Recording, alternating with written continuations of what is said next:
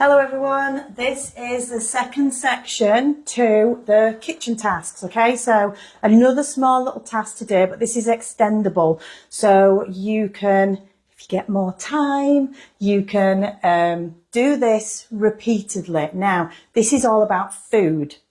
So obviously a major part of the kitchen is food, and it is something that does get a little bit out of hand. It costs you money through repeated buys. So we're going to try and get control, regain control of the food situation, and also add a little bit of organisation in there. Now, when you are doing this, I want you to have a notepad and pen next to you, or meal planning list, however you can do this. You might have something set up already. One section at a time. Don't overwhelm yourself. So maybe one shelf, one small cupboard, one area of the kitchen. I want you to take everything out. Firstly, check dates. Okay. Now, some people are happy to eat food slightly out of date. Obviously on the best before. Sometimes it just degrades a little bit. It's not as fresh, so it's still edible. Herbs, probably one of those things because they're dried anyway. So you decide what your standards are if you would eat a certain amount of out of dateness. Okay, so figure out what needs to go. Figure out what you're going to keep. As you take things out, group like items together. So the pastas, the rices, the sauces, the jars, the tins, however you want to do it, it's your kitchen, your categories. It might be that you group things for Indian cooking, Italian cooking, etc. It might be weekend cooking, weekday cooking. So however you want to group items. So you've checked the dates, you've grouped items together. Okay.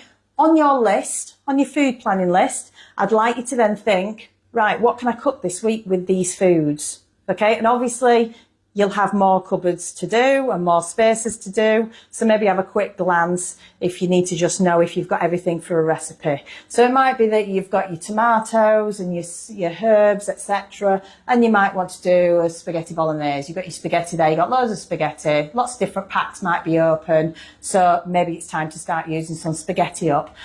And it's going to save you money. It's going to get rid of all that excess in your cupboards that are filling it up. It's going to make it easier to control.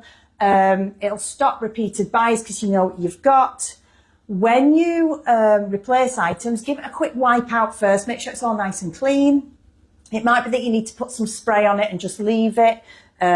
Sometimes they're like thick, greasy things, so you can spray it, or I just lay a wipe, so a cleaning wipe on the top, and I'll leave it for 5 minutes, and the wipe draws out a lot of the kind of greasy, lumpy kind of stains that you can get. So make sure you give it a good clean, okay? And when you replace items, group them together. Now, containerization is key in cupboards. If you have a cupboard that you never know what's at the back and you can't get to it easy, you're going to leave that stuff and it's going to go out of date.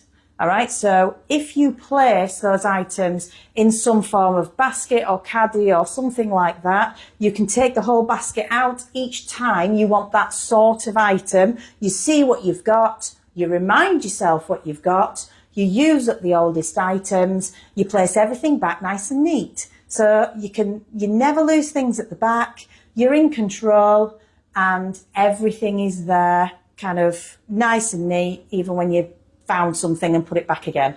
All right, it saves the avalanches, it saves things falling about and losing items and not knowing what you've got. And then you'll get to a point, hopefully, if you've done all your cupboards.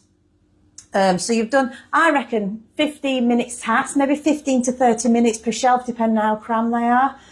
So save yourself that time. It's something you could do maybe after tea or while you're cooking tea or something like that. You know, if things are on boiling and cooking, maybe you could just start taking things down quickly, checking through them, give it a quick wipe, and then put things back, add a few things to the list. Oh, next week we're going to have a spag bowl. Next week we're going to have a curry. Next week we're going to do this. Okay. When you've done all that, and you've got your categorisation, all the cupboards, add a few labels, because then you'll know that, oh, that's for pastas. And when other members of the family come to use the kitchen, they can go, Oh, that's where the pastas go, and not stick them anywhere they can find room. Okay? So, let's just recap. Okay, so you are going to choose a small area. Do not overwhelm yourself by getting masses out of a whole cupboard at once. Do a shelf at a time, a tray at a time, a drawer at a time, whatever it might be. Okay? So you're going to take everything out. You're going to check the dates, decide on your standards. Okay, how long are you going to keep things past the date, if you do at all, or are you just going to get rid of everything that's out of date? You're going to have a notepad and paper next to you. You're going to list what you've got that can make recipes, so you're going to write down the meals that you're going to have from the stuff you've got in the cupboard so you can use things up. You're going to categorise, see how much you've got. If there's any items, and be strict with yourself here, don't just keep everything because you've bought it. If there's any items that have been sat there for a while, so I'm talking things like tins that take years to go out of date, and if they're coming up to their date because you've had it that long, you are probably not going to use it unless you can sort out a meal that you are going to do in the next week or so. So that needs to be done. Or donate it to a food bank and feel good about it. All right? Feel like you've done some good for the world, for somebody else in need, and your cupboards are clearer. And you're in control, and you've not got stuff in there making you feel guilty because, I've not used that tin of cannellini beans again. Okay, and it's going out of date. So, meal plan and give it a wipe and get it back in containers. Okay, so it might be a trip to B&M or something like that to have a look at their baskets and caddies and things. Try and get clear. Clear containers are the best, and straight sides. If you get angled sides, it's wasted room, things fall over, very annoying. Straight sides means that everything stands up straight and it's held in position. All right, so always straight sides, especially in the kitchen. And then measure up, make sure things are going to fit in, maybe 2 to a shelf, something like that. You can also get little turntables, Lazy Susans, which are good. I've got my oils on one down here. Oh, let's see if I can pick it up. Da, da, da. Okay, so my oils are on one down here, so I can get to them. Do not have oils in front where the sun shines on them, because apparently it makes them kind of lose their strength and lose their flavour. Found out the other week. All right, so a little fact for you. So make sure your oils are tucked away around a corner, something like that, not in the full sun. Anyway, post your pictures. Remember your before photo and then post an after photo. Let's see the improvement in your cupboards. I'd love to see some labelling or some little containerisation or anything like that. So let's see what you can do. Let's sort those cupboards and save some money. Hopefully that's the plan. Let me know how you get on. Thanks for watching, everyone.